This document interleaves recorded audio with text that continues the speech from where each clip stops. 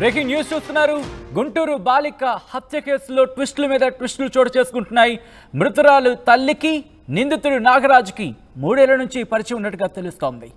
నిందితుడు నాగరాజు ఇంట్లో ఇందిరమ్మ గాజులు దొరికాయి. ఇందిరమ్మ అంటే మహిళకు సంబంధించి, అంటే ఎవరైతే మృతురాలు ఉన్నారో మృతురాలి తల్లి.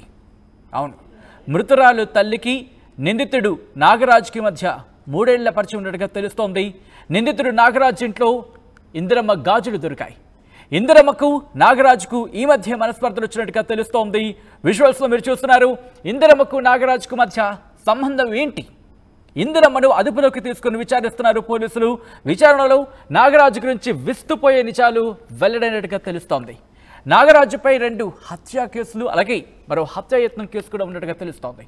గతంలో 2 మహిళలతో వివాహేతర సంబంధం కూడా నాగరాజుకు ఉందన్న మాట వినిపిస్తోంది. ఓ మహిళ హత్య, అలాగే మరో మహిళపై హత్యాయత్నం, ఈ 2 కేసులు కూడా నాగరాజు మీద ఉన్నాయి. అయితే చేబ్రోలు మండలం కొత్తరెడ్డిపాలెంలో 7వ తరగతి విద్యార్థినికి సంబంధించి తన ఇంట్లో హత్య చేసి గ్యాస్ డెలివరీ బాయ్ నాగరాజు అక్కడి నుంచి పరారైపోయినట్టుగా తెలుస్తోంది. నిందితుడు నాగరాజు ఇంకా పరారీలోనే ఉన్నాడు. నాగరాజు కోసం 5 ప్రత్యేక బృందాలతో గాలింపు చర్యలు చేపట్టారు పోలీసులు. రైట్, దీనికి సంబంధించి బ్రేకింగ్ న్యూస్ చూస్తున్నాం. మరిన్ని అప్డేట్స్ అందించేందుకు మా ప్రతినిధి రామారావు లైవ్లో సిద్ధంగా ఉన్నారు. రామారావు, ప్రస్తుతం నాగరాజుకు సంబంధించి ఎటువంటి విషయాలను వెల్లడయ్యాయి, అంటే నాగరాజుకు సంబంధించి ఎటువంటి విషయాలు వెల్లడయ్యాయి? ఏదైతే గుంటూరు జిల్లాలో సంచలనం సృష్టించిన 7వ తరగతి విద్యార్థి శైలజ హత్య కేసులో ప్రధాన నిందితుడైనటువంటి నాగరాజు కోసం పోలీసులు గాలింపులు చేస్తున్నారు. మొత్తం 5 బృందాలతో గాలింపులు చేస్తున్నారు. అయితే పోలీసుల విచారణ ఇప్పటి వరకు 3 రోజుల నుంచి పూర్తి స్థాయిలో విచారణ చేస్తున్నారు. ఈ విచారణలో కొన్ని విస్తుపోయే నిజాలు కూడా బయటకు వచ్చినటువంటి పరిస్థితి ఉంది. నాగరాజుకి క్రిమినల్ బ్యాక్గ్రౌండ్ ఉన్నట్టు పోలీసుల విచారణలో తెలిసింది. నాగరాజుది సొంతూరు అయితే ఎన్టీఆర్ జిల్లా కొండపల్లి. సో కొండపల్లిలో నాగరాజు ఉన్న సమయంలోనే 3 హత్య కేసులు, ఏదైతే 2 హత్య కేసులు, అలాగనే ఒక హత్యాయత్నం కేసు కూడా నమోదైంది. ఇబ్రహీంపట్నం అలాగనే కొండపల్లి పోలీస్ స్టేషన్ పరిధిలో ఈ 3 కేసులు నమోదైనట్లు పోలీసులు గుర్తించారు.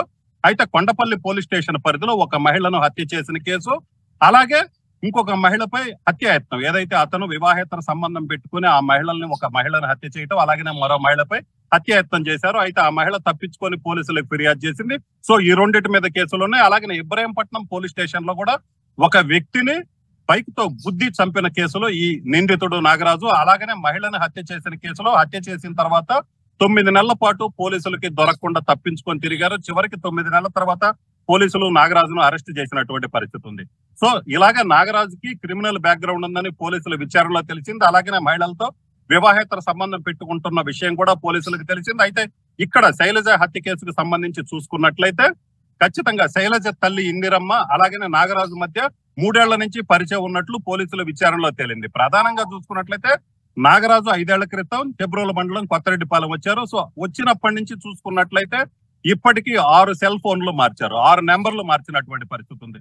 సో నాగరాజు ఫ్రీక్వెంట్ గా తాను చేసినటువంటి హత్యలు ఏదైతే ఉన్నాయో, ఈ హత్యలకు సంబంధించి కావచ్చు, క్రిమినల్ బ్యాక్గ్రౌండ్ కి సంబంధించి కావచ్చు, తప్పించుకొని తిరగటానికి ప్రతిసారి సెల్ నెంబర్ మార్చడం అనేది అతనికి ఆనవాయితీగా వస్తున్నటువంటి పరిస్థితి ఉంది. కేవలం చేబ్రోలు మండలం కొత్తరెడ్డిపాలెంలో గ్యాస్ డెలివరీ బాయ్ గా ఉన్న సమయంలోనే 6 ఏళ్లలో 5 ఫోన్ నెంబర్లు మార్చారంటేనే నాగరాజు యొక్క క్రిమినల్ మైండ్ అనేది ఏదైతే అర్థమవుతుంది. అలాగనే హత్య జరిగిన ప్రదేశంలో పోలీసులు ప్రధానంగా చూసినట్లయితే ఆ సమయంలో ఏదైతే సీసీ ఫుటేజ్ కి సంబంధించి కూడా పరిశీలించారు. సీసీ ఫుటేజ్ కి సంబంధించి చూసుకున్నట్లయితే ఈ సీసీ ఫుటేజ్ లో నాగరాజు అలాగనే ఎవరైతే హత్యకు గురైనటువంటి బాలిక శైలజ ఉందో, శైలజ వాళ్ళిద్దరు కూడా ఒక షాప్ నుంచి బయటకు వస్తున్న సీసీ ఫుటేజ్ ను కూడా పోలీసులు స్వాధీనం చేసుకున్నారు.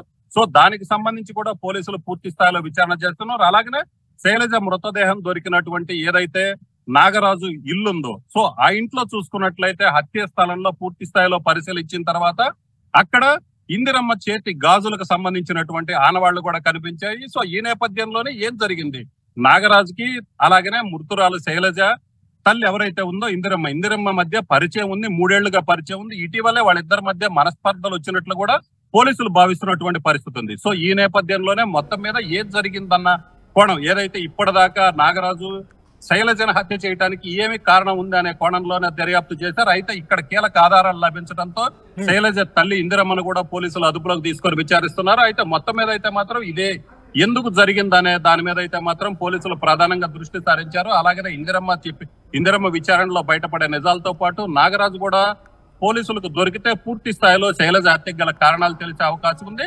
అయితే ఇక్కడ ప్రధానంగా చూసుకున్నట్లయితే ఏదైతే శైలజ కుటుంబ సభ్యులు వాళ్ళ తండ్రి కావచ్చు దావీదు, అలాగనే వాళ్ళ కుటుంబ సభ్యులు చెప్తుంది నాగరాజుకి తమకు ఎటువంటి పరిచయం లేదు, అసలు కనీస పరిచయం కూడా లేదని చెప్తున్నారు. అయితే ఇక్కడ చూసినట్లయితే పోలీసుల విచారణ, ఎందుకంటే నాగరాజు మార్చినటువంటి ఫోన్లన్నీ చూసుకున్నట్లయితే ఈ విషయం అయితే బయటపడుతుంది.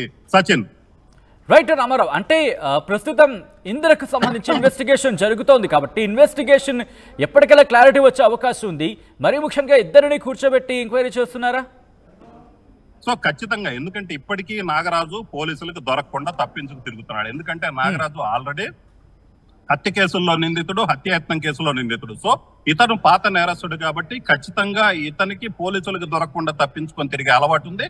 గతంలో హత్య కేసులో కూడా 9 నెలలు పోలీసులకు దొరకకుండా తప్పించుకొని తిరిగాడు. సో ఈ నేపథ్యంలోనే ఖచ్చితంగా నాగరాజును పట్టుకోవడానికి 5 ప్రత్యేక బృందాలు కూడా ఏర్పాటు చేయడం జరిగింది. సో ఈ నేపథ్యంలోనే నాగరాజును వీలైనంత త్వరగా పట్టుకుంటే గనక పూర్తి స్థాయిలో నిజాలు బయటకు వచ్చే అవకాశం ఉంది. అలాగే ఈ శైలజ తల్లి ఎవరైతే ఇందిరమ్మ ఉందో, సో ఇందిరమ్మని పూర్తి స్థాయిలో విచారిస్తున్నారు. ఇందిరమ్మని విచారిస్తే శైలజ హత్యకు సంబంధించి ప్రాథమికంగా కొన్ని ఆధారాలు లభించే అవకాశం అయితే లభిస్తాయంటే పోలీసులు చెప్తున్నారు. సచిన్ రైట్ రామారావు, మొత్తంగా అయితే మాత్రం గుంటూరులకు సంబంధించి గుంటూరు బాలిక హత్య కేసులో ట్విస్టుల మీద ట్విస్టులు చోటు చేసుకుంటున్నాయి.